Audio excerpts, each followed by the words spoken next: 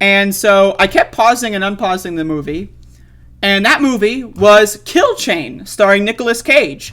So while I'm watching Kill Chain, starring Nicolas Cage, I'm like going in and out of the bathroom just waiting because I know it's going to happen, right? I feel it in my guts. I know it's going to happen, right? Eventually, halfway through the movie, I have the spiciest MF and shit I've ever had in my life.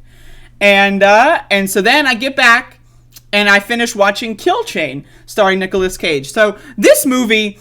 it starts off, right, in a pretty decent way, right? You're in this weird-ass, like, hotel room, right? There's, like, a dead guy at the bar. That's crazy. And then you see Nicolas Cage. He's, like, doing that thing that he does. He's Nick Cage, right? And then two goons walk into the hotel, and they're like, blah, blah, blah, blah. They point guns at him, right? It's crazy. They're about to kill this motherfucker. And then Nick Cage is like, are you going to kill me?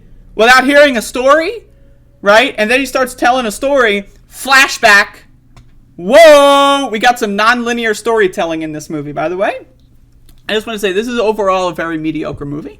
But that being said, so then we get what we think is a flashback, and then we go to like some guy in the hotel with a sniper rifle, right? He's like an assassin or something, right? And we get this tense scene of him calling up all of his friends and family, asking about rice cookers, very comedic, and he's trying to like kill someone, and then he realizes, wait a second, there's another sniper. Someone's trying to kill me. Oh, fuck. Right? And then he realizes he was the target the whole time. Right? Now, again, I'm thinking to myself, so is this before Nicolas Cage owns the hotel?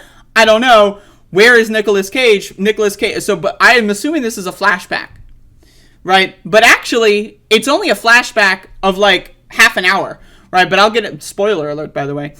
So anyway, then we follow this sniper who eventually gets like into a sniper battle and gets shot. And then the story transitions to the other sniper. And this is what I like about this movie, is that like it's Kill Chain. The movie is called Kill Chain. And every time a character is killed, right, like there's another bunch of characters that kill them, and then they become the protagonist. Right, so this sniper that we're watching for like 15 minutes, right? Now keep in mind, I'm in and out of the bathroom. I'm just waiting for the moment where that Reaper chip is gonna fucking exit my system. Just waiting for it, right? So like, I eventually like, maybe there's like 10 minutes of pausing. So eventually I get back to the movie and I'm thinking like, where the fuck is Nick Cage? Weren't I watching a Nicolas Cage movie? And so the sniper becomes the main character who kills the other sniper, and then that sniper gets caught by the cops. And then, but it turns out one of the cops are dirty or whatever, and they're trying to like bribe him or like blackmail him or whatever. I don't know what they're doing. It's very unclear. Right. So then this sniper tries to pit the other cops against each other. All right. I'm in. Right. And then, whoops, didn't work. So the sniper who killed the other sniper gets killed. Right. And then the cops start fucking fighting each other because they're like, oh shit, this guy got in our heads. He got us to hate each other. So then the cops start killing each other. I'm in. How many times do I need to tell you that I'm in? I'm fucking in on this, right?